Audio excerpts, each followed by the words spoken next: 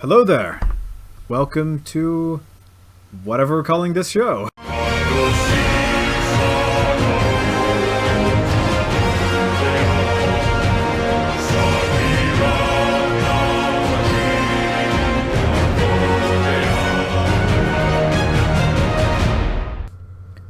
Hello, everybody. No, my name's Markiplier. Sorry, I don't know why that was on my mind. Hello, dear viewer. Welcome back to SiDEQUEST. Is this episode 12, I believe? Indeed, I think it is.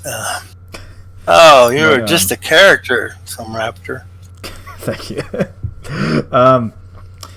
So today's topic is one of my areas of expertise, that being the Mandalorians.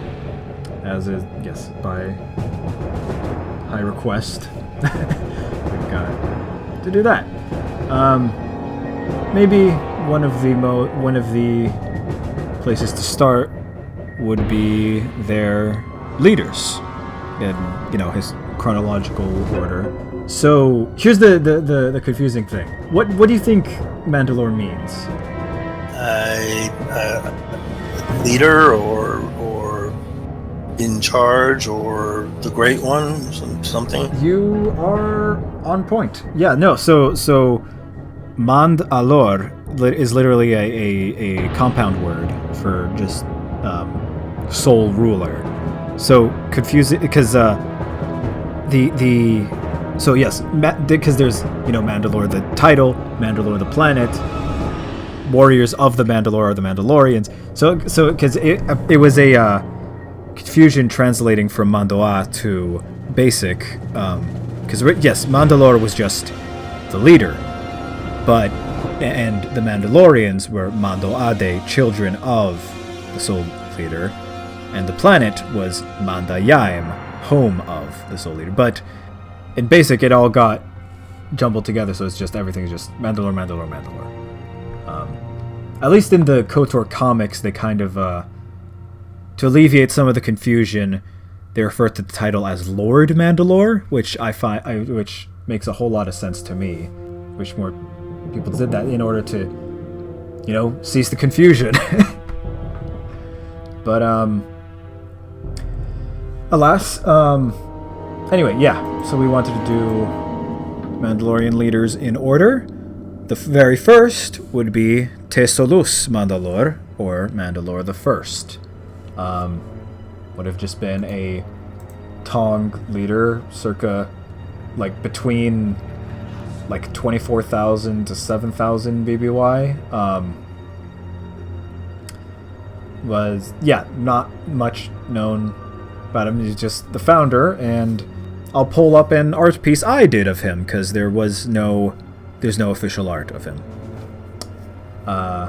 Besides that, there was Manda-Lore the Conqueror. We don't know anything about him. Another Tong, because at that point in time, there were no other species within. It was a single species culture. There's a lot of other Mandalores. We don't know where they fit in time. There's Manda-Lore the Hammerborn, Manda-Lore the Destroyer, so on and so forth, but we don't know where they fit in the time frame. But finally, the one we do have more significant amounts of information on would be Manda-Lore the Indomitable, Te Kandosi Manda-Lore. He is the one you see in the Tales of the Jedi comics. So he was most prevalent in during Exar Kun's campaign. In those comics, he was actually challenged by Ulic Keldroma, Exar Kun's apprentice, but he spared him after their duel. So Manda-Lore the Indomitable was not so indomitable, was dominated. So, however, he was still very honorable and swore his forces to him.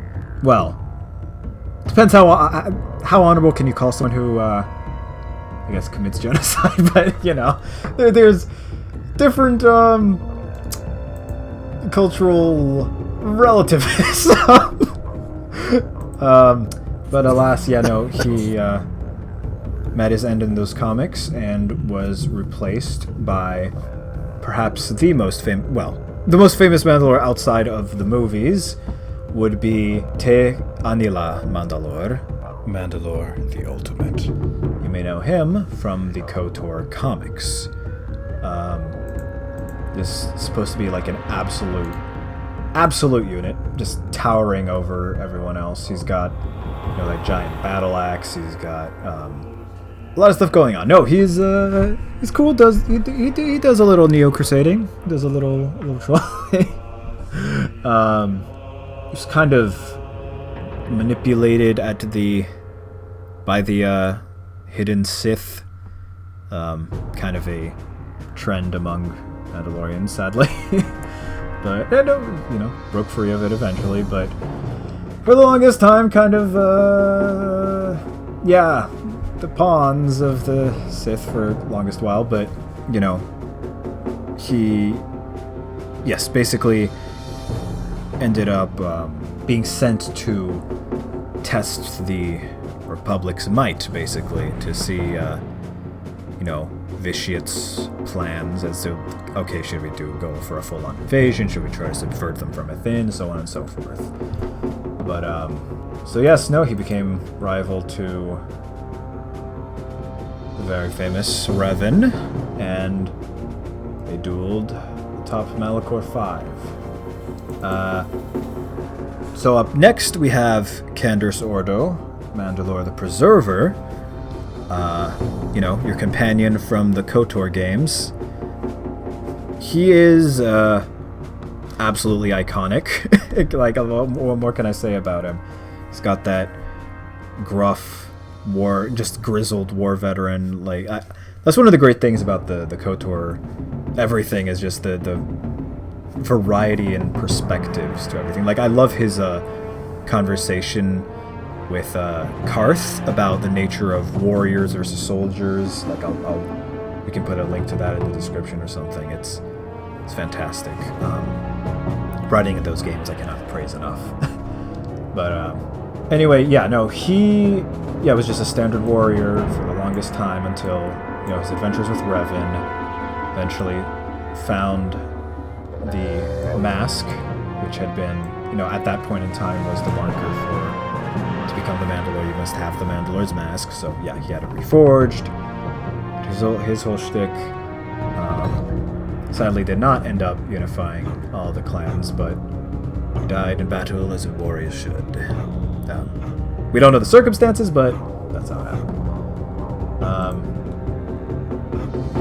After that, we have the one who is only now known as Manda-Lore the Lesser, because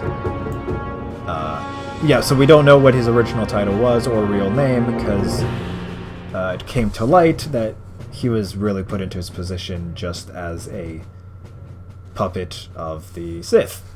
So, kind of name stricken from history, dishonorable type of shtick. So he was defeated by Manda-Lore the Vindicated, who we see in SWTOR. He is the guy you encounter in the Bounty Hunter story, who, if you choose to, he brings you into the fold as a full-fledged Mandalorian. And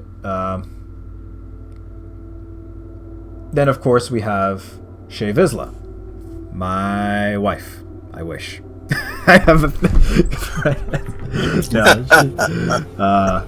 she is really freaking cool character. Like, ever since the Deceived trailer for SWTOR, I've just an excellent character design. Like, she had that silver look going on for her long before Din Djarin in the Mandalorian TV show. Well, I guess of course there was Jango before her, but this is straight up silver. I mean, but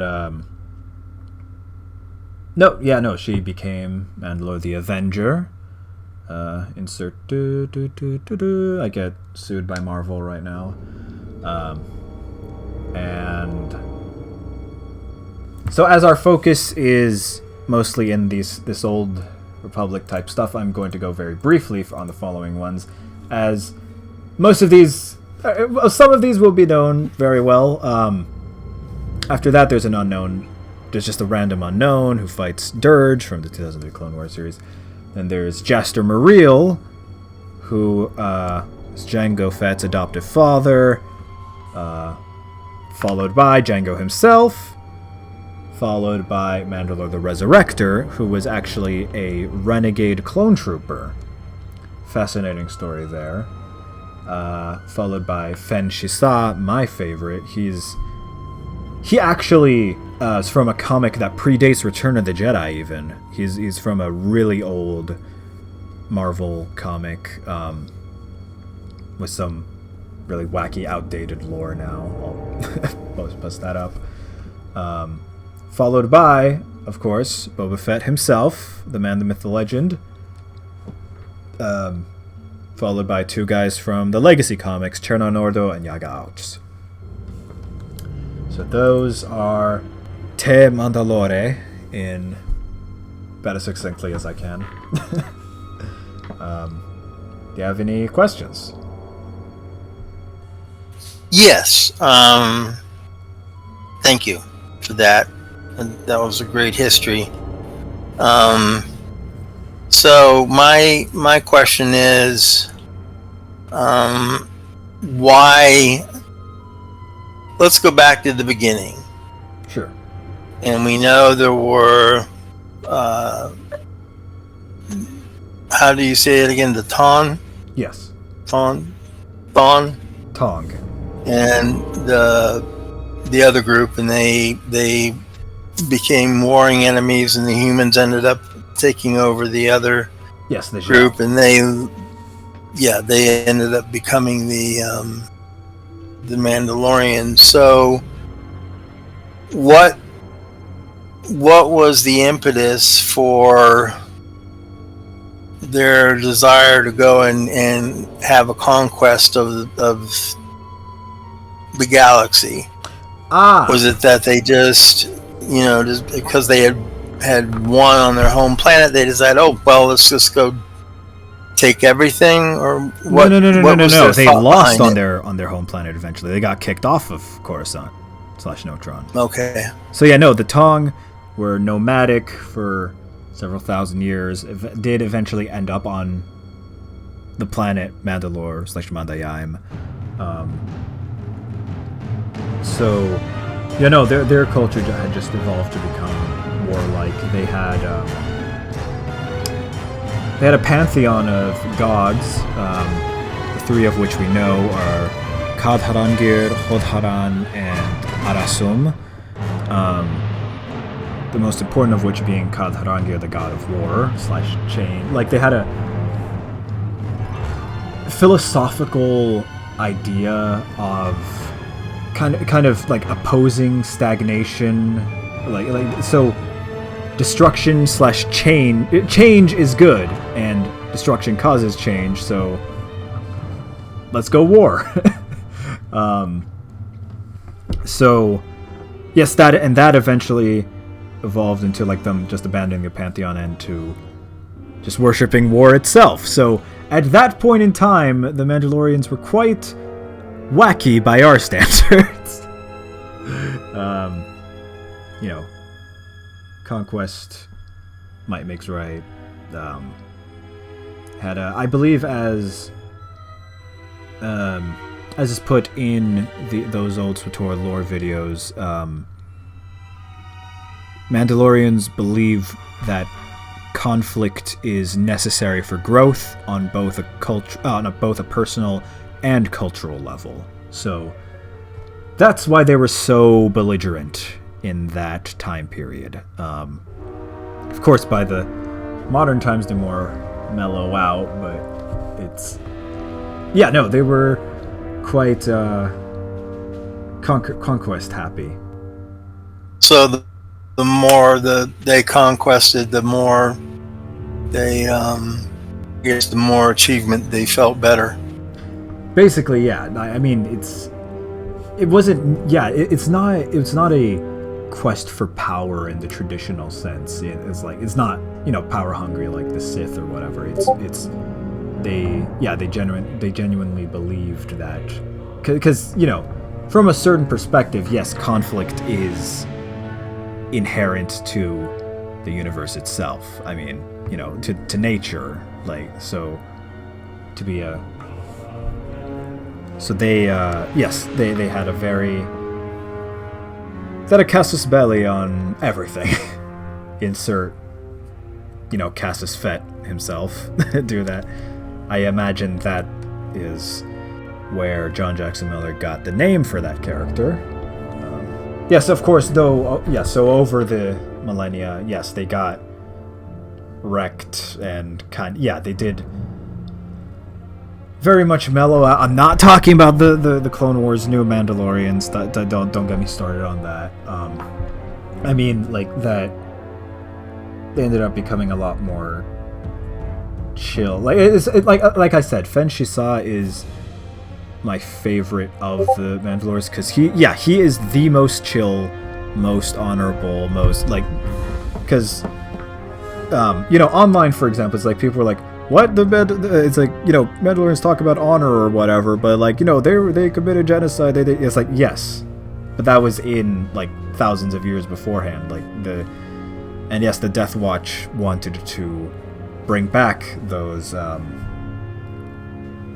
form of, you know, might makes right. But the thing I liked about those later Mandos is they were actually allies of the Rebel Alliance. So they actually so the Galactic Civil War era, Mandalore Fen Shisa said they could only take victimless mercenary jobs, so like protecting cargo shipments, and he flat out refused any missions that would harm innocents. And besides that, they were known for, like, rescuing slaves, defending civilian populations, as seen in those original comics I mentioned before, and in the book Shadows of Mindor. So they were, I quite like those much more chill guys. I keep just saying chill, but they're as a faction they evolved. Of course, they're still individuals. There were still definitely many villainous Mandalorians in, you know, it's... Yeah, I thought I had heard that. I thought that I had heard that at one point they got to a point where if a Republic warrior, trooper, Jedi cross paths with a Mandalorian, they let them, you know, they kind of nodded at each other and kept going. Yeah, so the Jedi definitely gained the respect of like a begrudge, like, especially after, you know, Revan. He was like their greatest, like, adversary. So I mean, well, it very much depends on time period, because, like, post Galladron, where Jango Fett had his whole crew slaughtered by the Jedi because they were misled into thinking that Jango's people had been slaughtering civilians, but that was actually, like, planted false information by the Death. It's a whole thing. Read Jango Fett Open Seas. It's a great comic. But after that time period, there was definitely a big animosity. But there's a lot of back and forth in that relationship, I'd say. Because even Jango himself absolutely loathed the Jedi for obvious reasons. So anyway, alright, so since I suppose we ought to be closing sometime soon, so anyway, I'm afraid that's all the time we have for today, but anything else you'd like to say, Rick? Just thank you You're always amazing about this information, and your knowledge of Star Wars in general, and especially Mandalorians, is phenomenal. I appreciate that very much. Thank you. You're too kind. I learn something every week, so just a cool place to be. Happy to be of help. So, say goodbye in Mandoa would be Gator Shemi. See you all next week, dear viewers. So, peace out. And stop recording.